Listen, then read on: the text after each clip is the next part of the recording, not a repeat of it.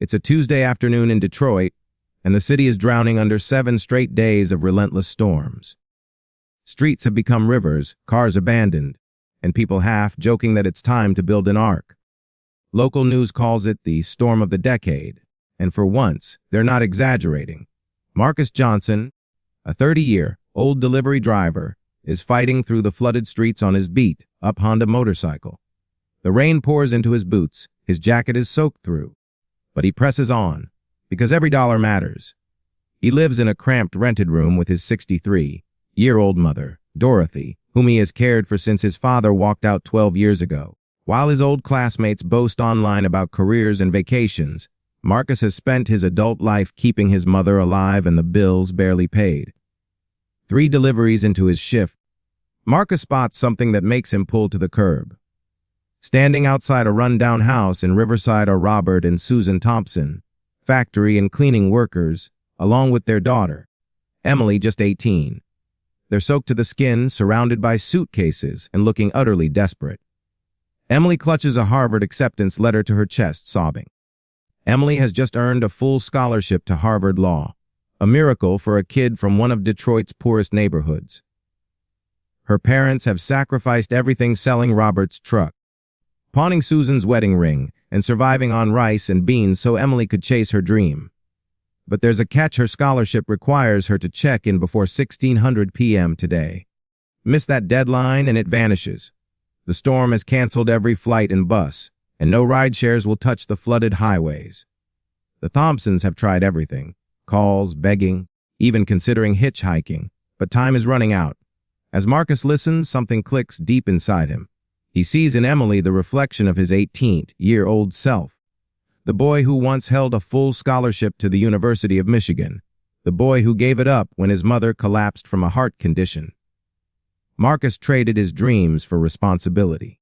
Now he sees a chance to make sure another kid doesn't lose hers. "I'll take her," Marcus says quietly. The family stares at him, stunned. He explains his old motorcycle, 40 miles of flooded roads, and almost no chance of safety. But he's not asking for permission. "I'm choosing this," he insists. Then, in front of them, he calls his boss to delay his last 2 deliveries. His boss threatens to fire him. Marcus doesn't hesitate.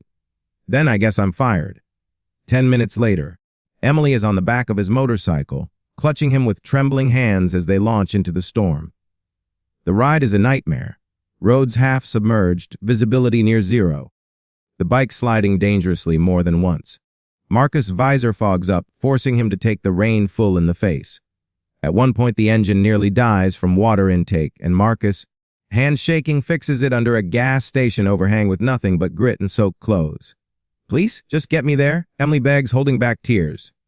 At 5:47 p.m., battered but alive, they arrive at Detroit Metro Airport.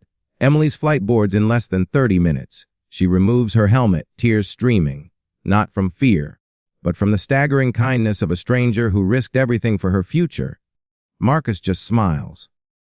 "Send me a photo when you graduate. That's all I want." Emily snaps his picture beside the motorcycle, rain pouring under the terminal lights. She promises, "I'll make this count." Marcus returns through the storm to his job, only to be fired on the spot. Soaked and unemployed, he trudges home where Dorothy listens and reminds him, "You did the right thing, son." The only mistake would have been driving past that family. The next day, Marcus applies for odd jobs, finally landing construction work at half his old pay. Meanwhile, Emily posts his photo on Instagram with a heartfelt story of his sacrifice. At first, it garners modest likes. But within 24 hours, the story explodes. A former coworker adds that Marcus gave up his own college scholarship years ago to care for his mother. Bloggers, news outlets, and influencers amplify it. By the time Marcus wakes up, his phone is flooded. Millions have read his story, calling him the motorcycle hero. Soon, job offers pour in. TV shows invite him. Donations roll into a fundraiser.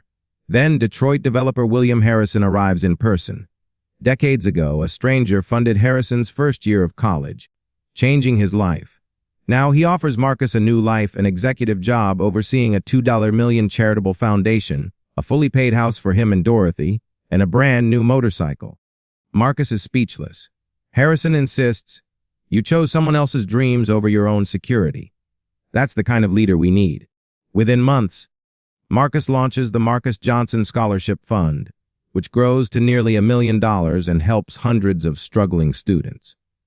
Dorothy finally gets her long-delayed heart surgery, pain-free for the first time in years. Across America, bikers organize charity rides in his honor.